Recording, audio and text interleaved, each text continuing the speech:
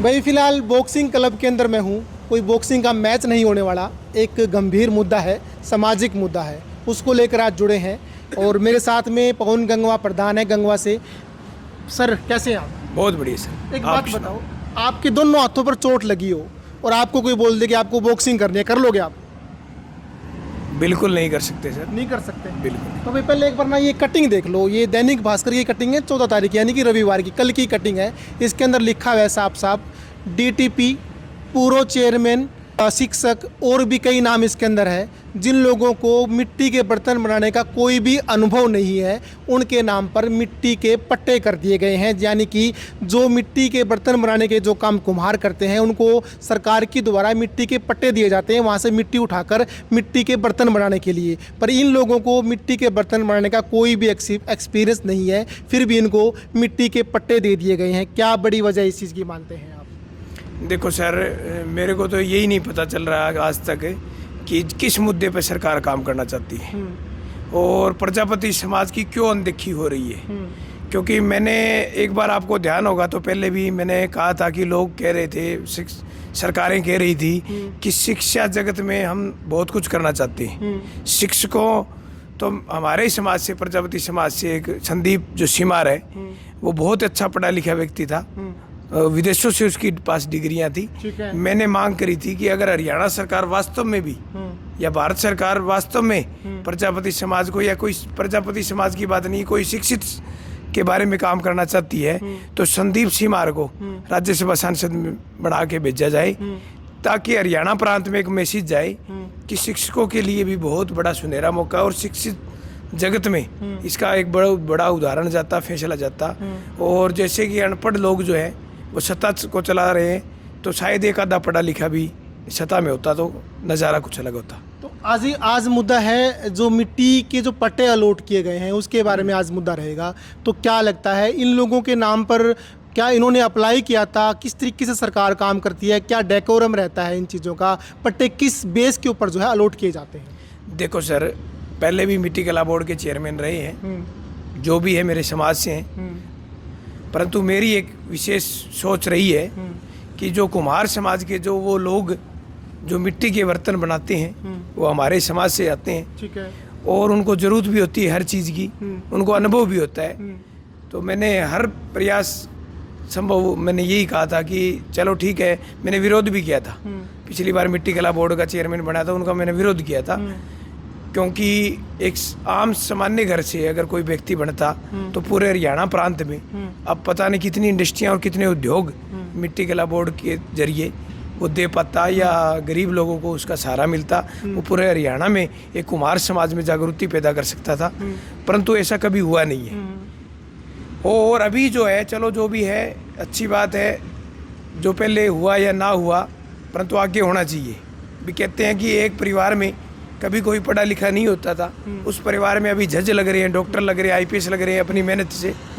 तो मैं तो चाहता हूँ कि कुम्हार समाज में एक पिछड़ा हुआ समाज है हमारा, और हम काफ़ी स्तर पे पिछड़े रहे हैं। परंतु ये नहीं है कि जन्म लेना, खाली हाथ आना, ये कुदरत की देन है, परंतु खाली हाथ मरना ये हमारे ऊपर है। अगर हम मेहनत करेंगे, प्रयास करेंगे, तो हम कुछ भी कर सकते हैं। क्योंकि कुम्हार समाज इतना जागरूक समाज है, और इनकी हाथ की कलाकारी इनको आती है। और जिसको आज के टाइम हाथ की हुनर और कलाकारी आती है, और शिक्षा में भी बहुत अवलंब है, आज के टाइम आगे है, तो मेरे ख्याल से कुम्हार समाज बिल्कुल तरक्की करेगा। और जो पट्टे अलॉट हुए हैं, मैं उन पर कहना चाहता हूँ कि हमें इस पट्टों की ज़रूरत नहीं है। मैंने देखी थी लिस्टें, वो गंगवा गाँव के भी सैकड़ों साथियों के नाम थे, शायद मेरे परिवार में भी कुछ लोग हैं, परंतु वास्तव में हमें ज़रूरत नहीं है, क्योंकि उस चीज़ की नॉलेज हमें नहीं है। हम मिट्टी कला बोर्ड, हम प्रजापति समाज से आते हैं, परंतु हम चाहते हैं कि हमारे वो भाई जो वास्तव में मिट्टी का काम करते हैं, वो हमारे साथ कंधे से कंधा मिलाकर अपनी बेरोजगारी को खोए, और उनको बेरोजगारी हीन रहे वो उनको जगह मिले। क्योंकि आज कोई भी कुम्हार है, वो मिट्टी कहीं ना कहीं से मोल लेके आता है। तो मैं चाहता हूं कि नायब सिंह सैनी साहब ने जो घोषणा की थी पहले रैली में, तो उन ज़रूरतमंद लोगों को देनी चाहिए। क्योंकि अगर किसी धनाढ़े आदमियों को ये पट्टे अलॉट हो गए, तो वो भी तो बेचने का काम करेंगे। तो मैं ये कहता हूं कि ज़रूरतमंद जो लोग हैं जैसे कि हमारे क्षेत्र के शिकारपुर है, नलवा है, हरिकोट है, गंगवा है, इन लोगों को मिट्टी का काम नहीं करते हैं और इन गांवों में एक दो परिवार जो मिट्टी का काम करते हैं उनको अलॉट होने चाहिए। और जो हमारे समाज से जो लोग हैं जो मिट्टी का काम वास्तव में करते हैं उनको ही अलॉट होने चाहिए।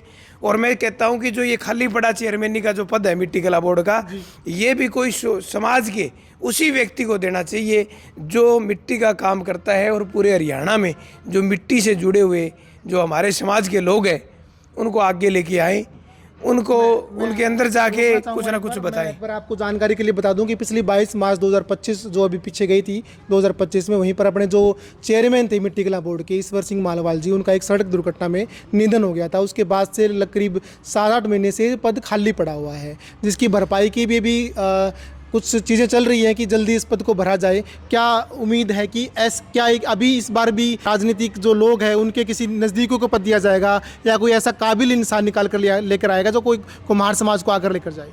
देखो सर, आज तक जो हुआ है वो करीबी नेताओं के करीबी माने जाने वाले ही कुम्हारों को मिला है, जरूरतमंद कुम्हार को कभी नहीं मिला है ये पद। मिट्टी कला बोर्ड का चेयरमैनी का जिसको कह का ख नहीं पता उसका क्या फ़ायदा। अब मेरे को किसानी नहीं आती, मेरे को दूध निकालना नहीं आता और मेरे को भैंस के नीचे बिठा दिया जाए तो फ़ायदा क्या है? बिल्कुल। मेरे को जो काम आता है उसी को अगर वो काम सौंपा जाए तो वो बखूबी इसको निभा सकता है। जैसे कि किसान परिवार किसानी करने में माहिर होता है तो उसको किसान का बेटा जन्म से ही लग जाता है उसमें, तो इंजीनियर जज भी लग सकता है वो अपनी शिक्षा के आधार पर, परंतु वो काम तो उसको निपुणता से आता है तो वो कर लेता है। तो हम चाहते हैं कि मिट्टी कला बोर्ड का जो चेयरमैन है वो अब की बार वो लोग बने जो वास्तव में मिट्टी का काम कर रहे हैं, ठीक है, और जल्द से जल्द भरे।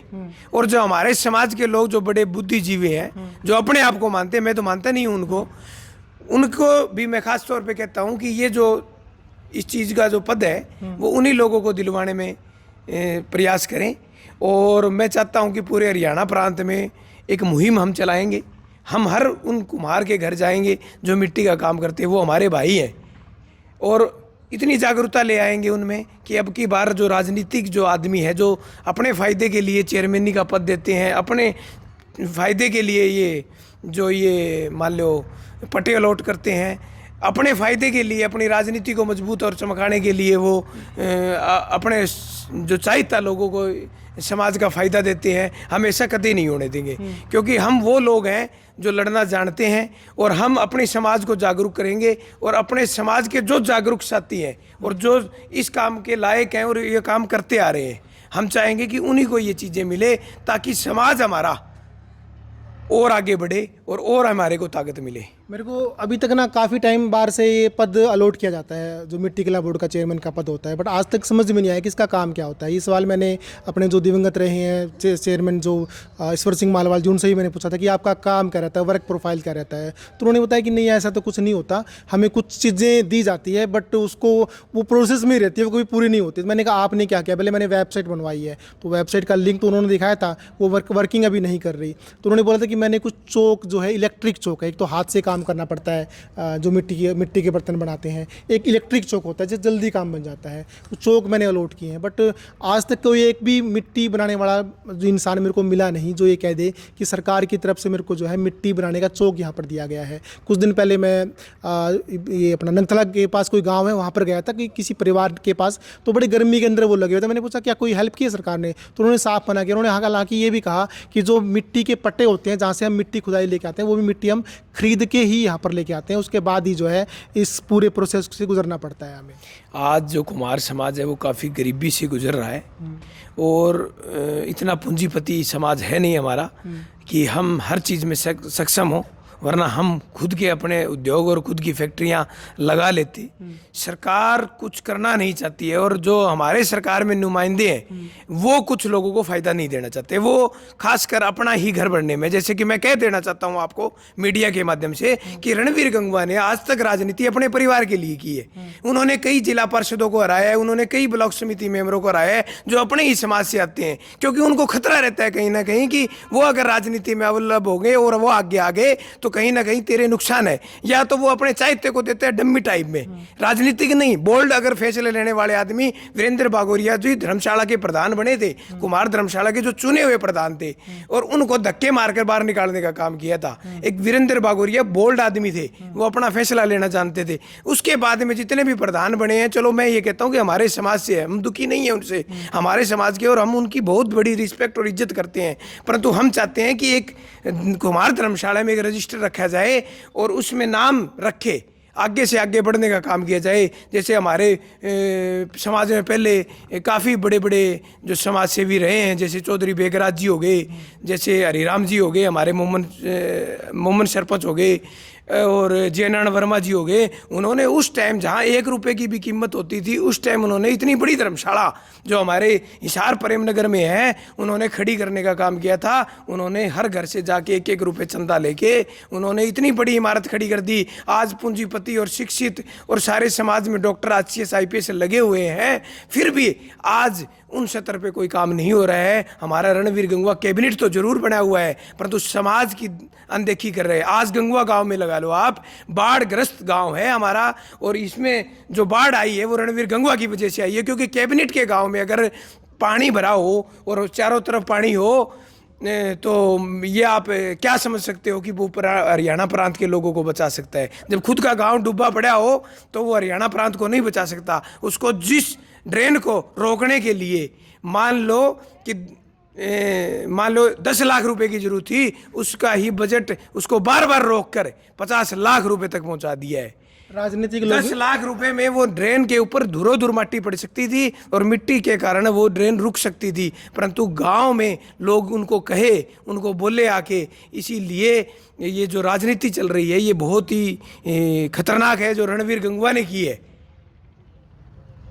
परंतु नड़वा विधायक इसको प्राकृतिक आपदा बोल रहे हैं कि इसके ऊपर राजनीति ना करें। रणधीर परिहार जी ने एक बात कही थी विधानसभा में, उन्होंने ये कहा था कि इसको 400 क्यूसिक की ये ड्रेन बनी हुई है, इसमें 1600 क्यूसिक पानी आगे बढ़ता है। कई बार पिछली बार भी ड्रेन हुई थी, टूटी थी कई काफ़ी जगह एरिया में, तो उन्होंने ये कहा था कि इसको 3 जगह में भागा जाए। परंतु किरण चौधरी और रणवीर गंगवा ने क्या किया इस पे?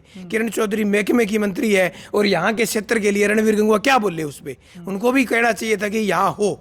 अब मैं ये कहना चाहता हूँ कि एक IIT का बड़ा मुद्दा था, कुछ दिन पहले की बात है।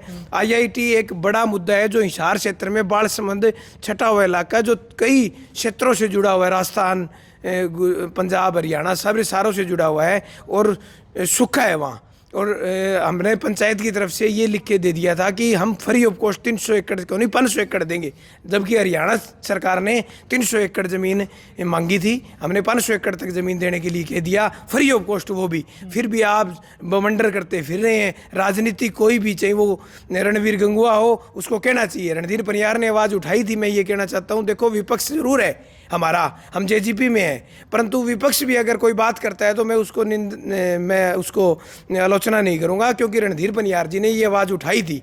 ITI वाली भी उठाई थी, क्योंकि हमने पहले उठाई, उन्होंने बाद में उठाई हो चाहे, और ये ड्रेन वाली भी उन्होंने उठाई थी। मैं उनको कुछ नहीं कह सकता, क्योंकि उन्होंने कम से कम विधानसभा में आवाज़ तो उठाई है और लगातार दौड़ते फिर रहे हैं, घूम रहे हैं, आ रहे हैं, जा रहे हैं। परंतु कैबिनेट के गांव में, रणवीर गंगवा के गांव में, रणवीर को पर्सनली अपना जो साधन संपन्न जुटाकर ये ड्रेन नहीं टूटने देनी चाहिए थी।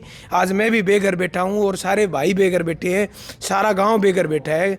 तो मैं ये कहना चाहता हूँ कि ये एक टाइम का दौर होता है जो पहले किसी देवीलाल जी का, चौटाला साहब का, सबका दौर रहा है, और आगे मेहनत करने वाला कोई दौर आएगा, चाहे वो कोई परिवार हो। अगर आपके लड़के और आप मेहनत नहीं करोगे तो आपको जनता नकार देगी। और ये कुम्हार समाज के लिए आप जिसको 22,000 25,000 जिस हल्के में वोट दिखते हैं, इसीलिए लोग टिकट देते हैं, आपको ना पता हो तो मैं कहना चाहता हूँ। और अपने में ये काबिलियत नहीं है कि हम लोगों का काम कर सकें। हमारे समाज से 20,000 वोट आते हुए नजर आ रहे हैं लोगों को, तब पार्टियां टिकट देती है, चाहे वो घोड़ला को दियो, चाहे रणवीर गंगवा को दियो, चाहे किसी को दियो। इतने योग्य और वो काबिल नहीं है कि इनको काम के आधार पर टिकट दियो।